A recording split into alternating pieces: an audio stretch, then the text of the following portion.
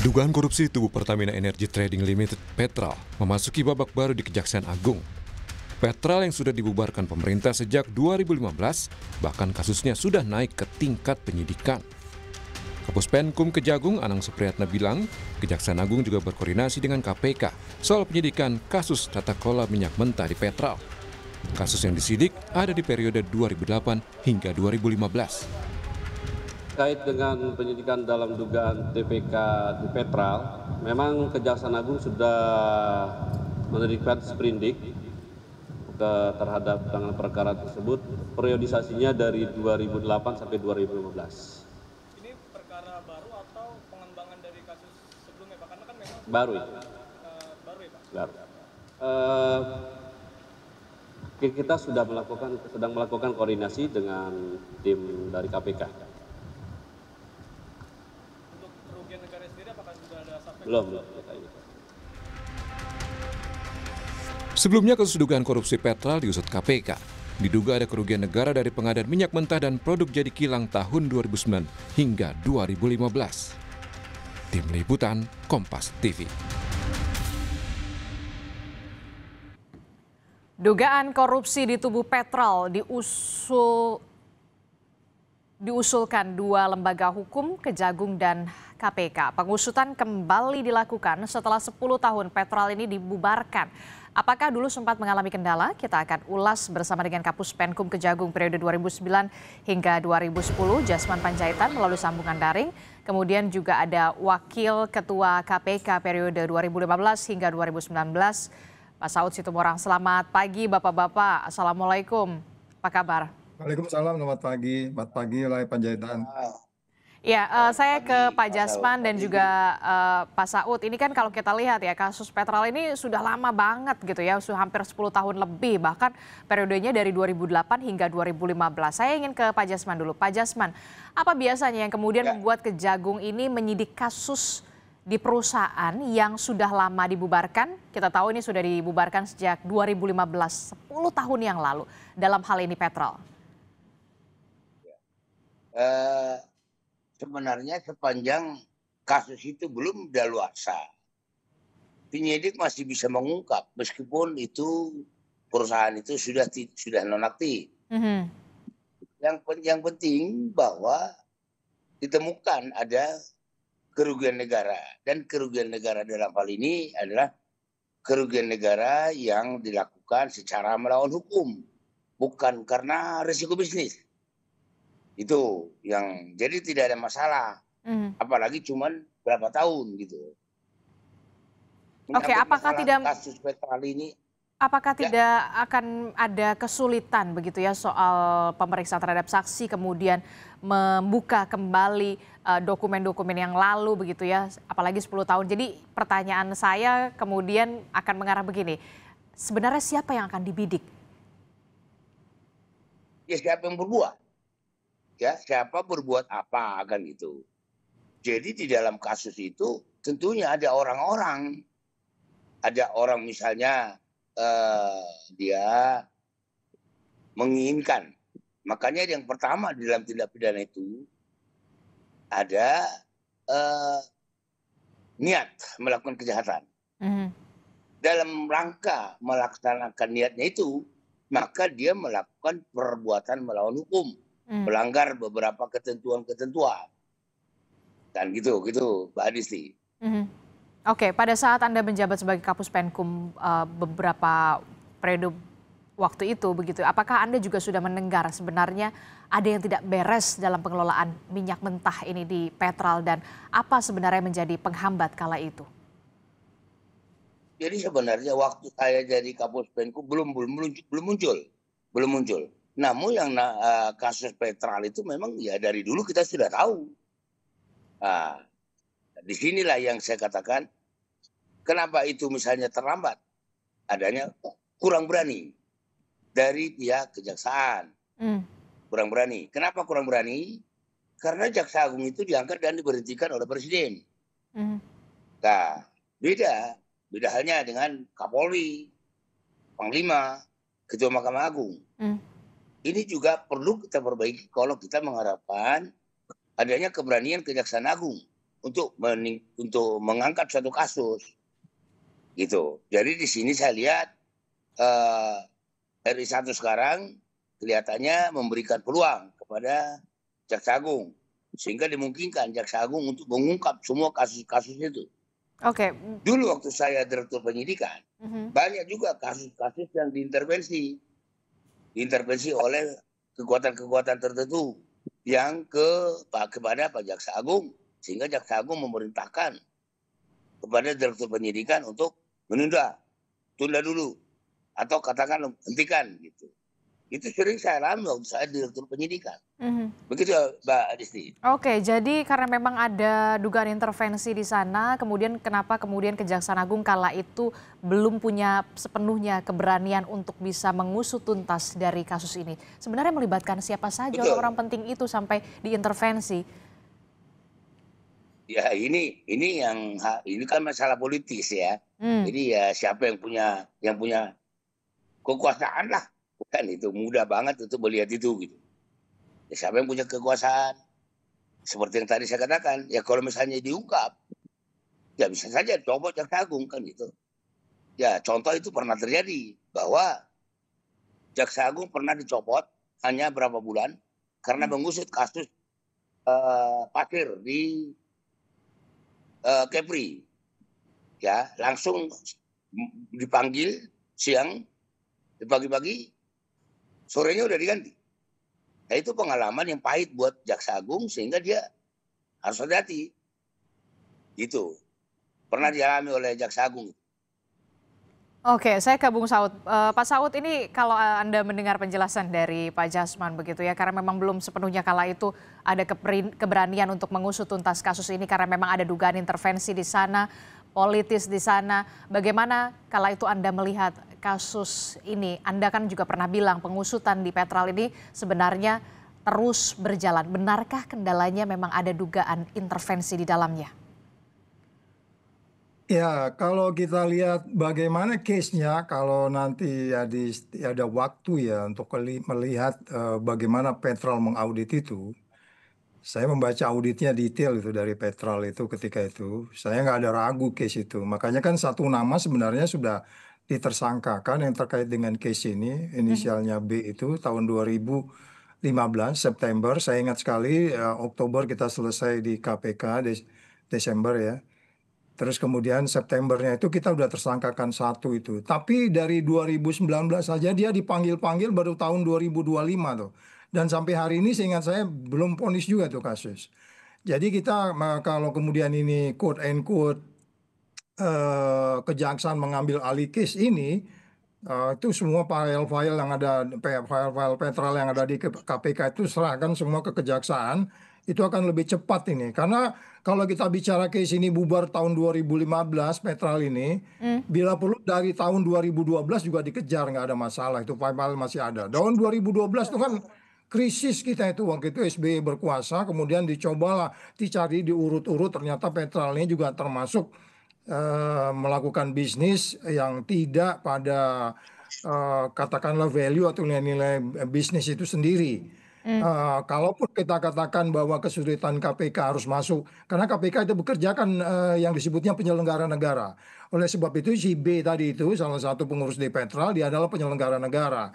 Nah kalau ini kemudian nanti masuk ke kejaksaan, mereka tidak hanya bicara penyelenggara negara, jadi mereka lebih praktis, lebih fleksibel, dan bisa masuk dari pintu mana saja.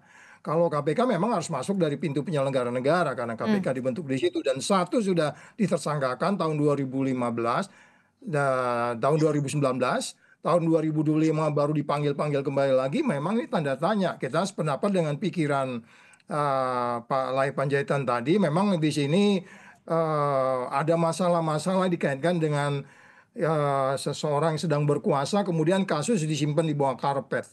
Ini cerita-cerita seperti ini tidak boleh lagi. Setiap rejim berganti, yang di bawah karpet harus diangkat ke permukaan kalau kita mau baik menyelesaikan pemberantasan korupsi. Gitu Mbak. Oke, tapi kemudian begini, sempat ada info hasil audit internal terhadap Petrol ini sudah diserahkan ke KPK, kata mantan Menteri SDM Sudirman Said. Tapi kemudian informasinya tidak ditindaklanjuti oleh KPK. Benarkah demikian? Loh, itu kan sudah buktinya kan sudah ada tersangka kan. Cuman kan berkembangnya ini lambat. Jadi begini loh. Waktu itu saya juga memperdebatkan kenapa kita mesti panggil auditor-auditor dari luar negeri dalam hal ini Cordamentra. Itu Cordamentra itu dari Australia ya. Saya baca auditnya, kalau begini aja juga KPK, BPK juga, BPK dan BPKP bisa mengaudit karena memang dia lebih kepada financial intelligence ya, jadi lebih ada beberapa detail-detail. Tapi sebenarnya kalau kita lihat bagaimana BPK mengaudit, dia kan sudah setiap tahun melakukan audit kinerja dan audit keuangan.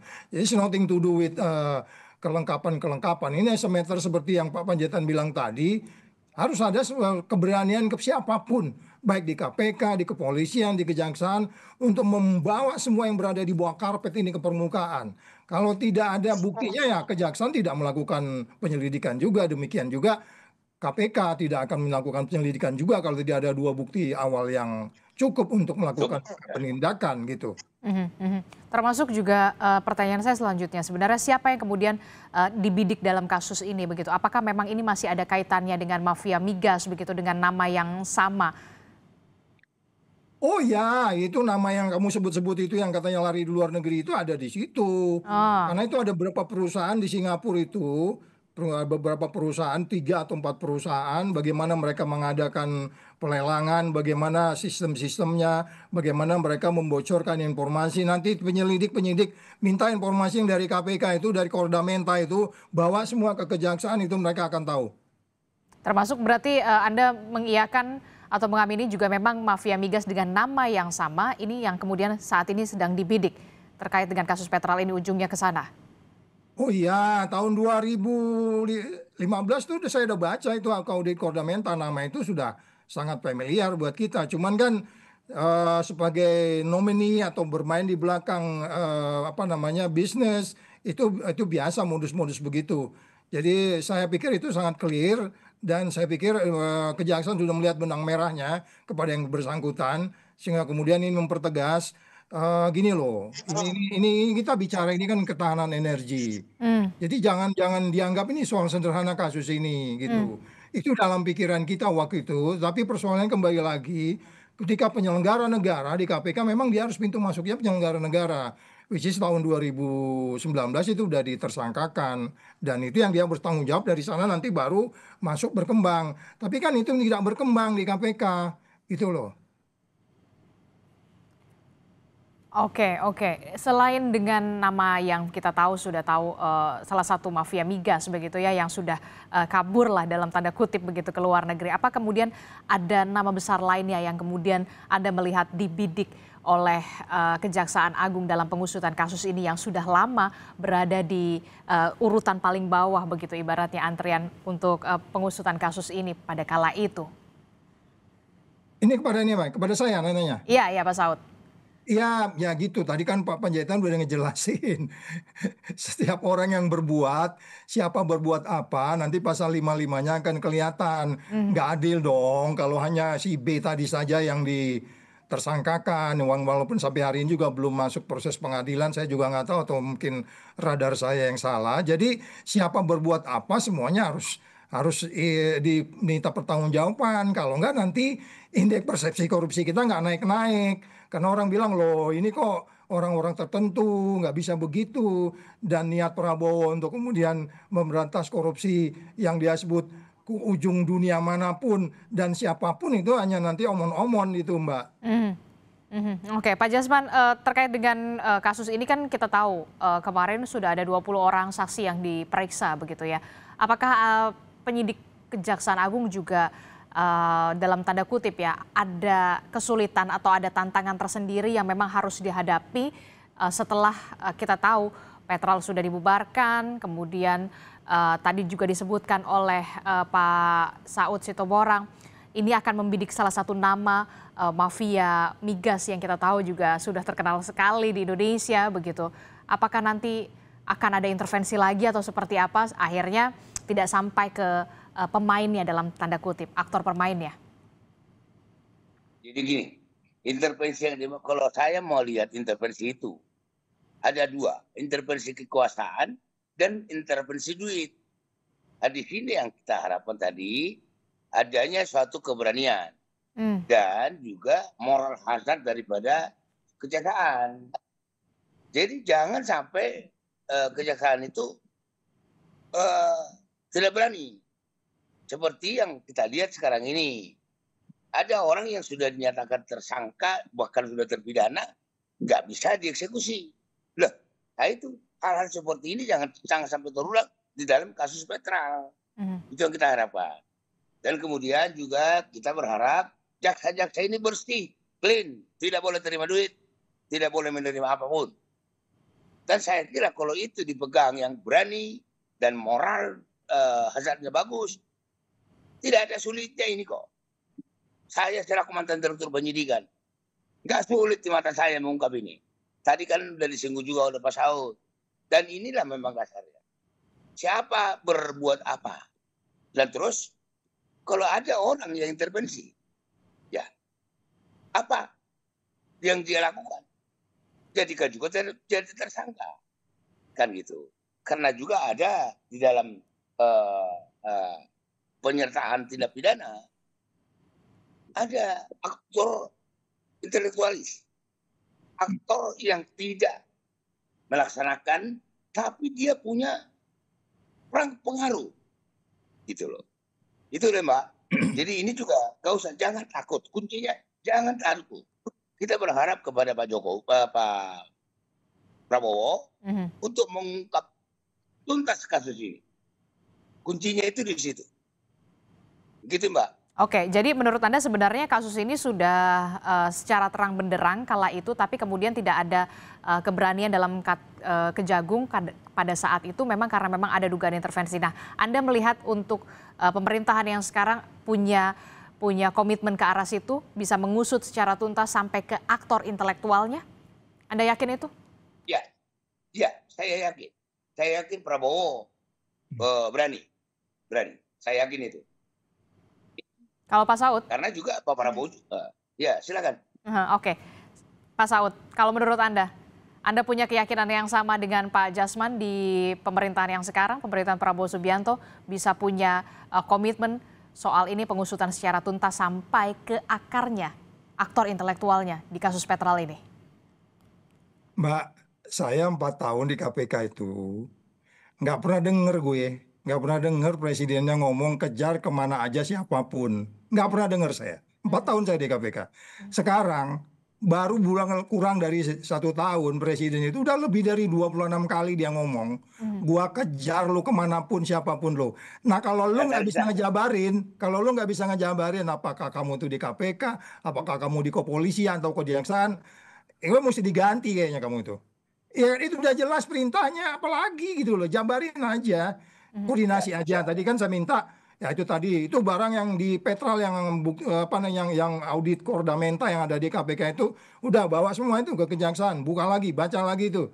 Maksud saya harus paparan tuh ngejelasin. Saya masih ingat tuh detail-detailnya. Gitu aja udah tenang ini. Jadi tidak ada lagi kesulitan dan tidak ada lagi ketakutan di sana ya? Ya enggak lah, orang Pak Presiden udah ngomong kok. Nanti siapa yang ngomong-ngomong bisa diadilin tuh sama Pak Prabowo tuh. Oke, kita akan lihat bagaimana komitmen dari Kejaksaan Agung untuk bisa mengusut kasus ini secara terang benderang di bawah kepemimpinan Presiden Prabowo Subianto untuk bisa mengusut ke aktor intelektualnya. Terima kasih Pak Saud Situmorang, Pak Jasman, terima kasih. Selamat pagi, sehat selalu. Saudara, usai lawatannya ke Australia, Presiden Prabowo Subianto tiba di tanah air pada Kamis dini hari.